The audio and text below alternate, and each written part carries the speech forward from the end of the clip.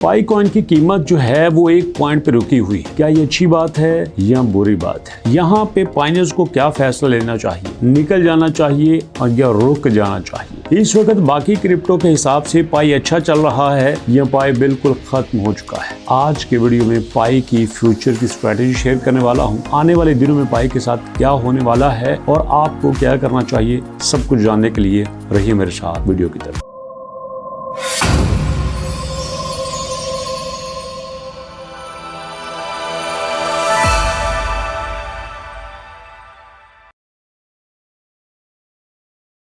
बिस्मिल्लाहिर्रहमानिर्रहीम, अस्सलाम वालेकुम। दोस्तों, आज की वीडियो में बड़ी कमाल की चीज़ें सामने आई हैं कि एक तरफ तो पाई का ट्रेडिंग वॉल्यूम सिर्फ 12 मिलियन पे रुका हुआ है। मैं पिछले 3 से 4 दिन से देख रहा हूँ 10, 9, 11, 12 मिलियन पे पाई का ट्रेडिंग वॉल्यूम रुका हुआ है। मार्केट कैप 1.6 बिलियन, 1.7 बिलियन पे है।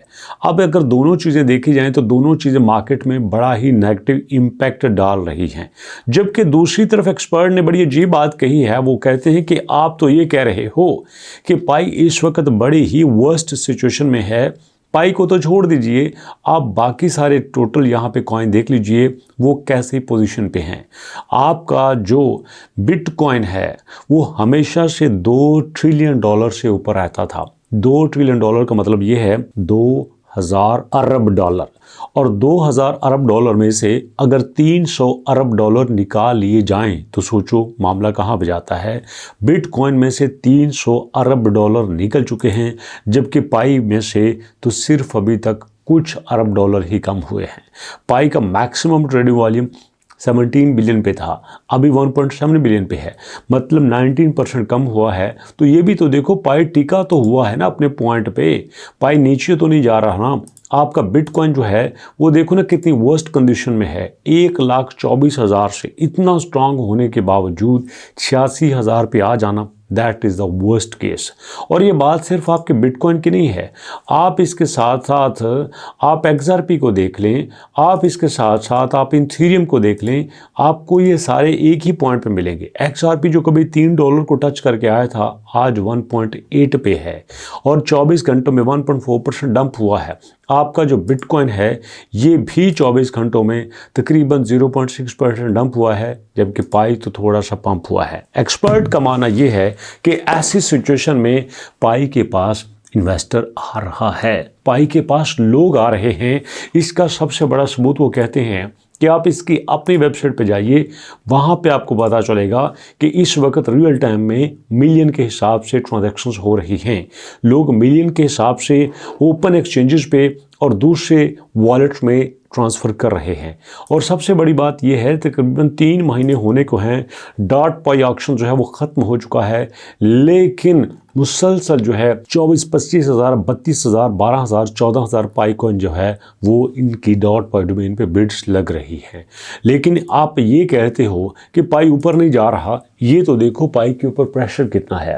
वो अपनी दलील ये देते हैं कि एक बंदा जब कारोबार शुरू करता है उसके ऊपर कोई कर्जा नहीं होता, उसके पास पैसा भी होता है और वो कारोबार को बढ़ाता जाता है। साल बाद वो डबल पैसा कर लेता है। लेकिन दूसरी तरफ एक बंदा जब कारोबार शुरू करता है उसके ऊपर कर्ज भी होता है, कारोबार भी उसने कर्ज लेके ही किया होता है, कारोबार बढ़ाने के साथ साथ उसने कर्ज भी वापस करना होता है। तो सोचो दोनों की ग्रोथ को आप एक लेवल पे तो नहीं कर सकते।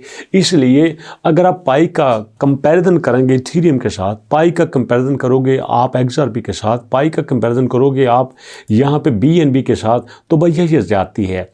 पाई का इनके साथ कंपैरिजन हो ही नहीं सकता, क्योंकि पाई अपने अलग लेवल से आया है, पाई अपने अलग मजाज से आया है। अगर आपने बिटकॉइन का मुकाबला करना है ना, तो आओ ना बिटकॉइन का मुकाबला गोल्ड के साथ करो ना। अब इस वक्त गोल्ड 4,500 पे है, 4,500 पे, मतलब गोल्ड को कोई फिक्र नहीं है, कोई टेंशन नहीं है।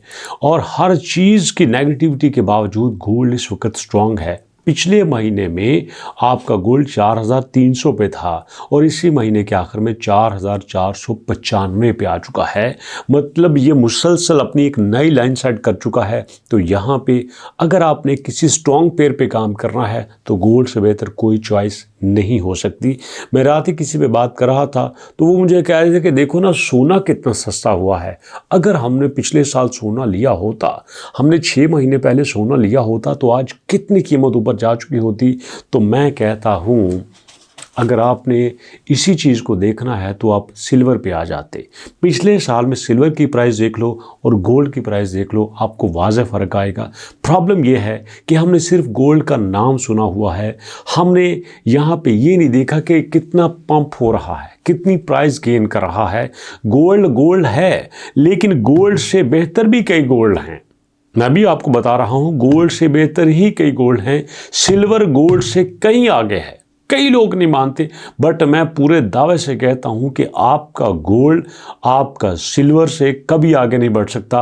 अभी मेरे पास आइए, चैट जीपीटी को ओपन कर लीजिए, आप यहां पे लिखिए कि जनाब मैं गोल्ड में इन्वेस्टमेंट करना चाहता हूं और मैं सिल्वर में इन्वेस्टमेंट करना चाहता हूं, बताइए मैं सबसे ज़्यादा पैसा कहां पे कमाऊंगा। चैट जीपीटी आपको खुद बता देगा कि यहां पे 1 साल बाद क्या होगा। नहीं यकीन आता तो चलिए आपके सामने लिख देता हूं कि मैं गोल्ड में इन्वेस्टमेंट करना चाहता हूं और मैं सिल्वर में भी करना चाहता हूं। ठीक है, मैं आपके सामने लिख रहा हूं। तो मुझे बताओ कि 1 साल बाद ज़्यादा प्रॉफिट किस में होगा। ये देखो मैंने लिखा, अब आपके सामने चैट जीपीटी खुद फैसला करेगी।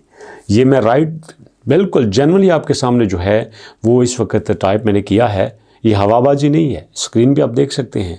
लेकिन देखो क्या है, गोल्ड का कंपैरिजन आपके सिल्वर के साथ है। अगर मार्केट के ऊपर जाए तो 1 साल में ज़्यादा प्रॉफिट आ सकता है। जी हाँ, गोल्ड से ज़्यादा आ सकता है, लेकिन सिल्वर पे लोग यकीन नहीं करते। गोल्ड को हम ज़्यादा महफूज समझते हैं, लेकिन सिल्वर उससे कहीं आगे है। इसलिए दोस्तों सिक्योरिटी के हवाले से गोल्ड है, बट प्रॉफिट के हवाले से आपका सिल्वर है। मैं सिर्फ आपको बातें इसलिए बता रहा हूं कि मैं मार्केट से कुछ अलग बात करता हूं, मार्केट के पीछे नहीं बात, कुछ अलग बात करता हूं ताकि आपको इसकी थोड़ी सी समझ आ जाए। बाकी आपकी मर्जी है, करना है नहीं करना ये तो आपकी अपनी मर्जी है।